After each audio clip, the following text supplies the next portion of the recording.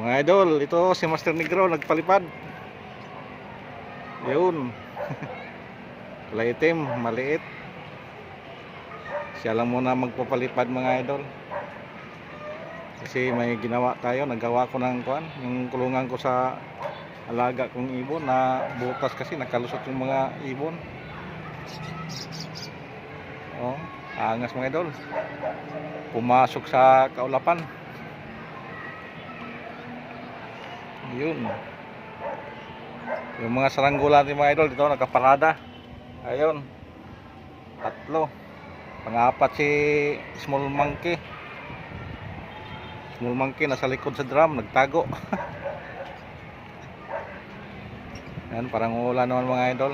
Pumasok sa ulap yung saranggola niya. Yan ang saranggola ni Master Negro. Master Negro. Yan. Sa malapit sa bahay ni Pastor. Tinatabi-tabihan niya si Pastor mga idol. Yan o. Angas din mga idol. Maganda din pagkagawa. Kahit malakas yung hangin, hindi siya namamayatot. Gabi na kasi mga idol.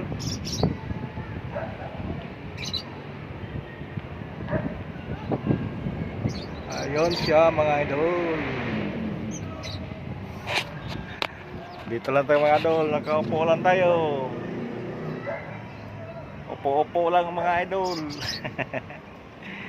Kasi may ginawa tayo mga idol. Yan, 2 kulungan sa ibon ko. Isa nandoon na butas. Hindi na butas, malabon. Yan, dito nakalusot yung ibon. Yan natin yung palipad. Tingnan lang muna natin si Master Negro.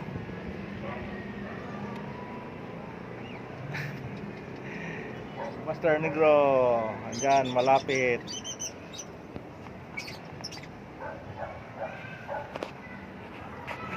Angas yung saranggola niya. Ayun.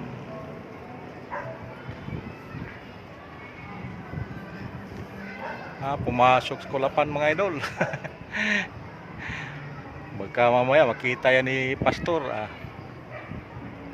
Nag-area siya mga idol. Dito na malapit na. Malapit na sa bubong. Pumasok sa ulap mga idol.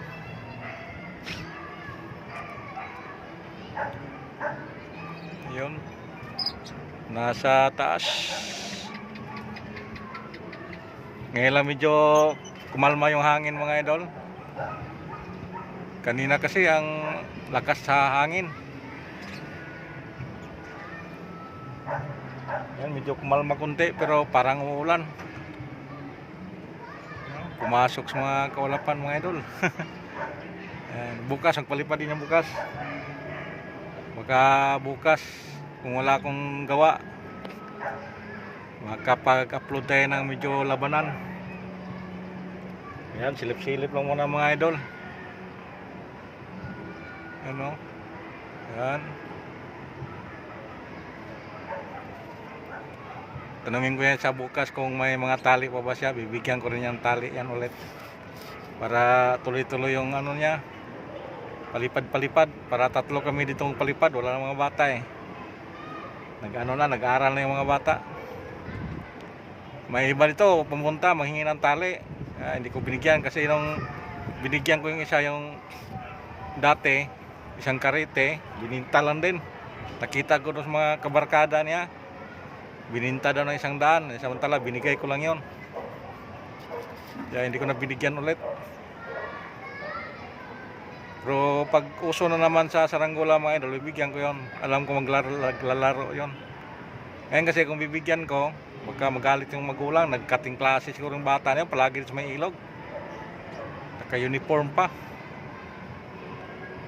Kaya hindi lang muna natin bigyan mga idol. Baka puntahan ako sa magulang dito, pagalitan ako.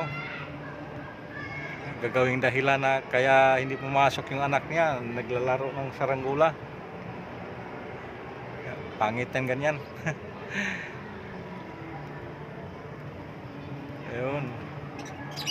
Ano mga idol, parang iligpit na siguro niya. Oh. Sige mga idol, kung yung hindi pa nakapag-subscribe, paki-subscribe na lang sa channel natin.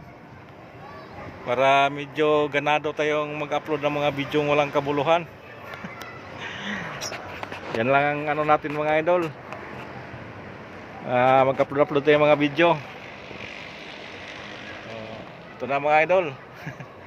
Mabuhay tayong lahat hanggat gusto natin. Pag hindi nyo gustong mabuhay, laklak kayo ng laklak para malata yung atay ninyo.